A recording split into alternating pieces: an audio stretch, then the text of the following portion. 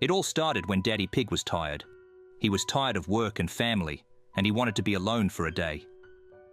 This day he was able to take a day off from work and go to the forest instead. It was a place where he could have some quiet time to himself. He took some food and his phone and went to the forest. He went to the forest without telling anyone. This is the reason for the horrible situation he got into. He stopped the car in the middle of the road and walked into the woods. Here he could think without the distractions of family. He walked deeper and deeper into the forest until he finally found a clearing. He laid out a picnic on it, but suddenly remembered that he had forgotten his lighter in the car to start a fire. It was far enough away from the car, but he decided to walk there and back. There was no sign of trouble. He walked the same route, but halfway there he heard a crunch. A tree had fallen on him. Now Daddy Pig was lying on the grass, pinned down by the massive tree. He couldn't move to get out. The tree was pressing down on him so hard that he could barely breathe. For such cases, he has a phone in his backpack. All he has to do is get it out and call for help.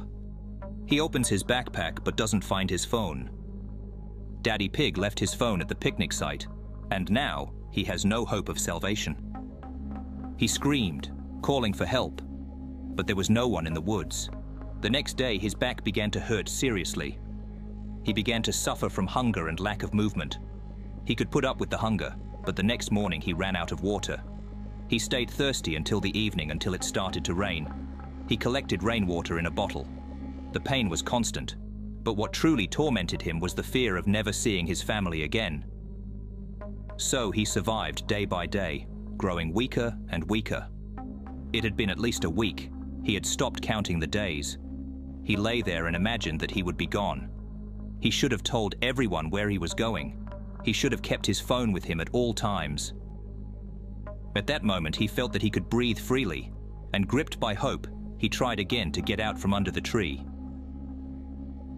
He succeeded.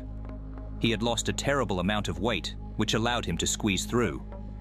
Now he was free, but days of lying in one position had taken their toll. He couldn't get up. His body had weakened and all he could do was crawl.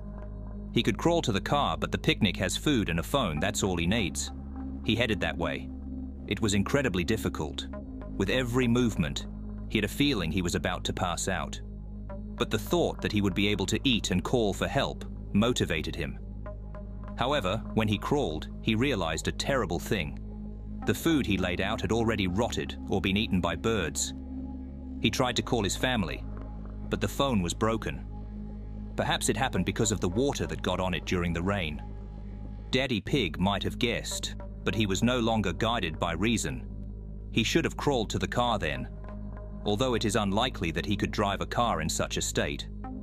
Now, all he could do was crawl and crawl towards the car, hoping that he could get out of the forest.